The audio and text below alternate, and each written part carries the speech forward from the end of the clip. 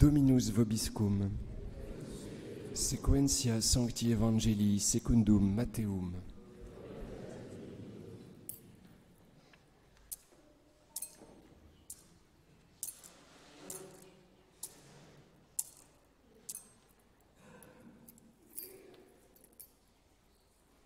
En ce temps-là, Jésus dit à ses disciples, « Gardez-vous des faux prophètes. Ils viennent à vous déguisés en moutons, mais au-dedans, ce sont des loups rapaces. Vous les connaîtrez à leurs fruits. Cueille-t-on des raisins sur les épines ou des figues sur des chardons? Ainsi, tout bon arbre donne de bons fruits, mais l'arbre mauvais donne de mauvais fruits. Un bon arbre ne peut porter de mauvais fruits, ni un arbre mauvais porter de bons fruits. Tout arbre qui ne donne pas de bons fruits, on le coupe et on le jette au feu. Donc, vous les connaîtrez à leurs fruits. Ce ne sont pas ceux qui me disent « Seigneur, Seigneur » qui entreront dans le royaume des cieux, mais celui qui fait la volonté de mon Père qui est aux cieux. Celui-là entrera dans le royaume des cieux.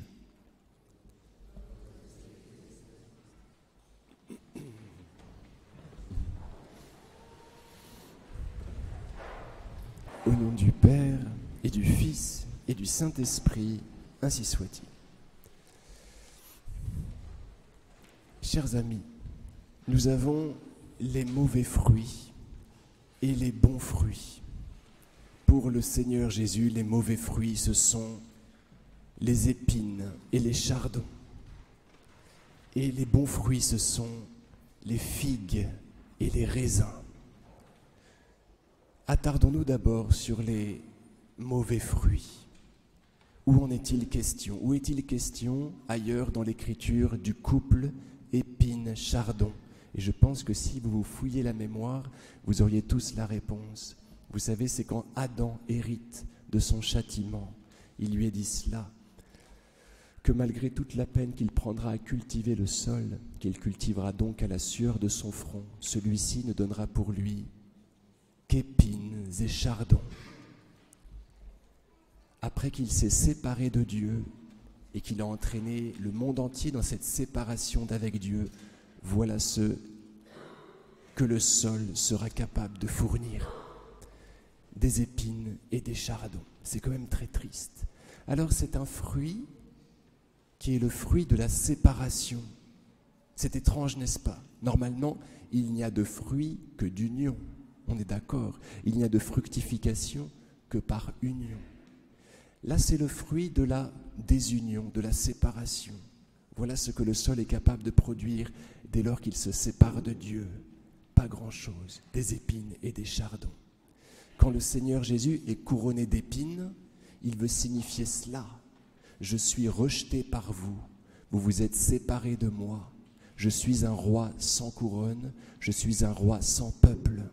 Et il s'en plaint, vous savez, bien souvent à ces grands saints, à ces grands intimes, de l'indifférence des hommes, et en particulier à Sainte Marguerite Marie. Voici ce corps, ce cœur qui a tant aimé les hommes et qui en retour ne reçoit que des ingratitudes. Donc les épines, vous voyez, c'est le symbole de la séparation. Quand Sainte Rita, dont nous avons une statue au fond de notre église, sur votre gauche, demande à être frappée, vous savez, d'une épine qu'elle voit sur une statue de plâtre non loin d'elle pendant la prédication d'un franciscain, eh bien, le Seigneur l'exauce, et voilà que cette plaie est purulente et malodorante, et la voilà qui est récluse au bout du couloir, au bout d'un couloir de son couvent. Elle est séparée. Vous voyez, les épines, c'est la séparation d'avec Dieu. Saint Louis acquiert la couronne d'épines. Vous savez qu'il voulait acquérir presque toutes les reliques dominicales. C'était l'homme le plus riche du monde, il pouvait le faire. Il entre en pourparlers avec Baudouin de Courtenay pendant 2 années, parce qu'il veut être sûr d'acquérir la véritable couronne d'épines.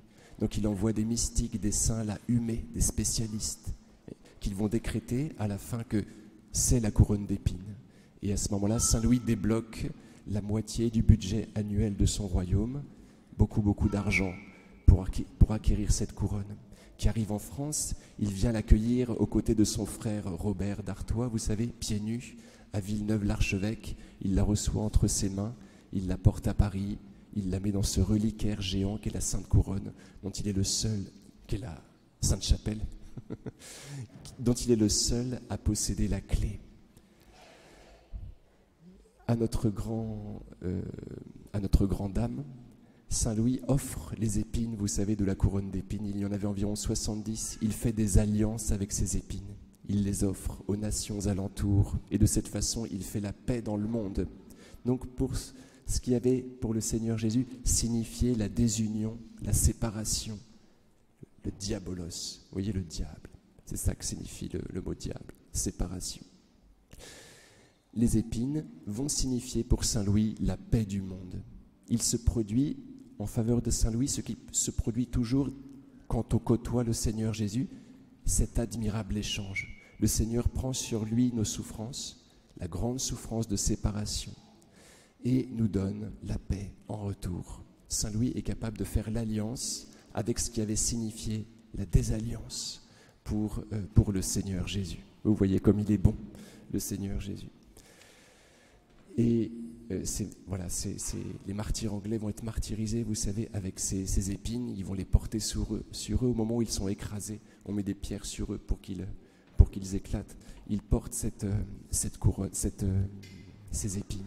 Bref, parce que les reliques donnent du courage dans les épreuves. On peut en avoir sur soi, on peut en porter sur soi en continu, ça aide beaucoup. Alors, ce que je voulais vous dire par là, c'est que quand on est séparé d'avec le Seigneur Jésus, on ne peut pas produire de fruits. Ce n'est pas possible. C'est par l'union d'avec le Seigneur Jésus qu'on est capable de produire du fruit. Pensons à la parabole de la vigne. Le Seigneur nous demande de bien vouloir être greffé sur lui pour pouvoir être imprégné de sève et pour pouvoir produire le raisin. Nous fêtons aujourd'hui Notre-Dame du Mont Carmel. Notre-Dame à propos de laquelle la poétesse Marie-Noël disait cela. Elle est terre ouverte sous les pas du semeur. Terre ouverte sous les pas du semeur. C'est-à-dire qu'elle est ensemencée et qu'elle fructifie du Seigneur Jésus, qu'elle reçoit, qui arrive sur elle comme l'ondée, et elle le fructifie en charité concrète. Elle porte du fruit par son union avec le Seigneur Jésus. Notre-Dame du Mont Carmel. Carmel, c'est un mot qui signifie jardin fleuri. Ne l'oublions pas, c'est un endroit merveilleux. On vit l'intimité d'avec le Christ dans l'objectif de produire beaucoup de fruits. Comme disait la sœur aînée de Thérèse de Lisieux, j'entre au Carmel pour me cacher, pour vivre l'intimité forte. Et c'est pour ça que les carmélites se protègent de grilles. Ce n'est pas dans l'objectif de se faire souffrir, de ne plus goûter, de ne plus pouvoir goûter aux joies du monde. C'est de pouvoir être tranquille dans leur amour avec le Seigneur Jésus et de pouvoir porter beaucoup de fruits. Alors, voilà pour les chardons et les racines et les épines. Et maintenant, regardons les fruits, les bons fruits, que sont donc les figues et les raisins. Alors, les figues, qu'est-ce que c'est ? Les figues, c'est, comme je vous l'ai dit souvent, mais je me répète, c'est le fruit de la miséricorde. Vous vous souvenez, quand Adam et Ève se séparent de Dieu, ils connaissent un profond malaise auquel le Seigneur remédie par le biais de sa création.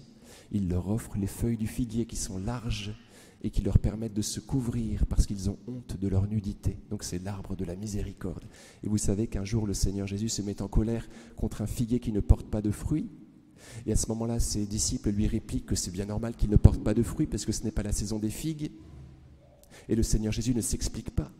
Mais on comprend qu'en fait, il voudrait qu'on produise de la miséricorde en tout temps, même quand on préférerait bouder, même quand on préférerait rester dans la région du froid, parce que la miséricorde doit survenir, doit jaillir de notre cœur en tout temps, même quand on n'en a pas envie.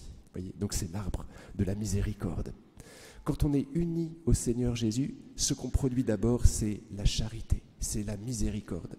La miséricorde, on est incapable de la produire si on n'est pas uni au Christ. Quand on voit que quelqu'un est capable de pardonner à son prochain, c'est qu'il y a une véritable union au Christ. Sinon, ce n'est pas possible. C'est quelque chose qu'on ne peut pas faire tout seul. Oui.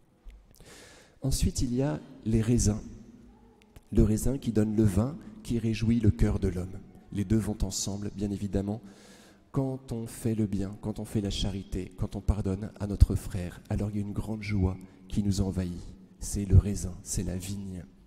Souvenons-nous des 2 fruits dont parle saint Paul, des 9 fruits dont parle saint Paul dans la lettre aux Galates au chapitre 5. Il dit que les fruits de l'Esprit Saint sont la charité, la joie, amour, joie, paix, patience, et il y en a 7 autres après. Mais ça commence comme cela, vous voyez, par la charité et puis la paix. Les figues et les raisins. Donc quand on est unis au Seigneur Jésus, eh bien, on est capable de produire cette miséricorde merveilleuse qui peut surprendre tout le monde. Ce sont les fruits que porte Sainte Germaine de Pibrac, vous savez, qui pardonne au fur et à mesure qu'elle est persécutée par elle à sa belle-mère marâtre, mégère. Elle produit un fruit magnifique de miséricorde qui finit par convertir la mégère, vous savez. Voilà, chers amis, il s'agit d'être unis au Christ, tout simplement, de lui tenir compagnie. Ce n'est pas compliqué, on lui parle et bien sûr on évite le péché mortel, parce que le péché mortel nous empêche de fructifier. On est séparé de Dieu, on ne peut plus rien faire, il faut se raccorder à lui. Une fois qu'on est raccordé à lui, il faut rester avec lui. Oui, c'est compliqué, c'est très compliqué ce combat, parce que, vous voyez, le temps que la sève nous imprègne, qu'on puisse fructifier, il faut quand même rester un minimum de temps, voilà, greffé à la vigne qu'est le Seigneur Jésus. Donc, jouons à ce jeu-là, si vous voulez bien, pour notre joie, et demandons au Seigneur Jésus aussi, pardon de terminer sur cette note un petit peu triste, mais de nous renseigner sur les fruits, vous voyez, parce que les fruits peuvent être beaux, mais peuvent être mauvais. Comme on l'a vu dans l'histoire récente de l'Église, il y a de très beaux fruits qui peuvent être mauvais.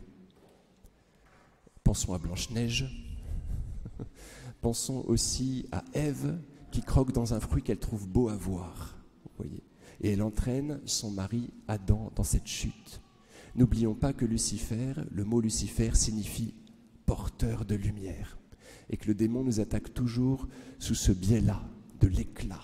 Il brille de tous ses feux, il nous fait tomber dans ses filets, il nous fait entrer dans ses panneaux. Quand on est un grand saint, il nous apparaît tel qu'il est, c'est-à-dire comme une bête immonde, comme cela arrivait au saint Padre Pio, ou à d'autres grands saints. À nous, il nous attaque, vous voyez, en nous montrant de beaux fruits, en nous faisant croquer dans des fruits appétissants. Alors, c'est très compliqué, il faut avoir de la patience, il faut se garder de donner trop rapidement sa foi à quelqu'un. Le dicton français est très juste, il vaut mieux se confier en Dieu quand c'est saint. Alors vous allez me dire, oui, mais à quel prêtre se fier? À aucun prêtre. Voilà, il faut parler au Seigneur Jésus. Il y a une garantie cependant qui nous est sortie de la bouche de saint Augustin, une vérité qui nous soulage. Quand c'est Judas qui baptise, c'est Jésus qui baptise. Donc tout va bien. Vous voyez, vous recevez toujours les sacrements, même de la part de pauvres pécheurs. Bon, et on n'est pas si pauvres pécheurs que cela, je vous rassure. Voilà, priez pour qu'on soit dans une union absolument continuelle avec Jésus, pour pouvoir porter beaucoup de fruits. Au nom du Père et du Fils et du Saint-Esprit, ainsi soit-il.